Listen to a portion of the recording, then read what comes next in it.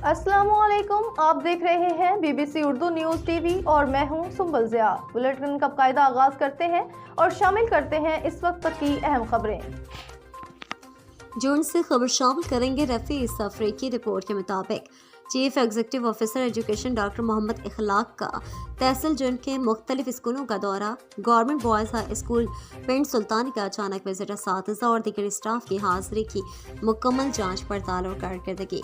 CEO education मुख्तलिफ classes का visit किया, बच्चों से मुख्तलिफ किस्म के सवालात किए और असातिज़ा की डायरी और लेसन प्लान भी चेक किए। स्कूल टीचर उबैद उस्मान की कारकर्दगी को सराहा और तमाम स्टाफ को उबैद उस्मान की तर्ज का मिसाली उस्ताद बनने की तरजीह पर जोर दिया। बाद अज़ां CEO ने स्कूल के असातिज़ा से खिताब करते हुए कहा कि अगर आप अपने तदरीसी फ़राइज़ अल्लाह की रज़ा और सुन्नत नबवी पर अमल करने की नीयत से अदा करेंगे तो आपसे आपको दिली सुकून मिलेगा और मुल्क और माशरे की तरक्की की राह पर गामज़न हो सके।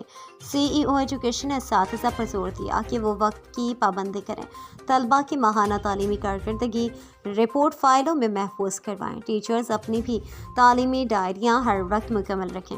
CEO एजुकेशन ने स्कूल के सरबराह जनाब मोहम्मद जान खटक की स्कूल में फ़रोग़ तालीम के लिए की गई काविशों को सराहा। जी, CEO एजुकेशन मुख्तलिफ क्लासेस का विजिट किया, बच्चों से मुख्तलिफ किस्म के सवालात किए और असासा की डायरी और लेसन प्लान भी चेक किए।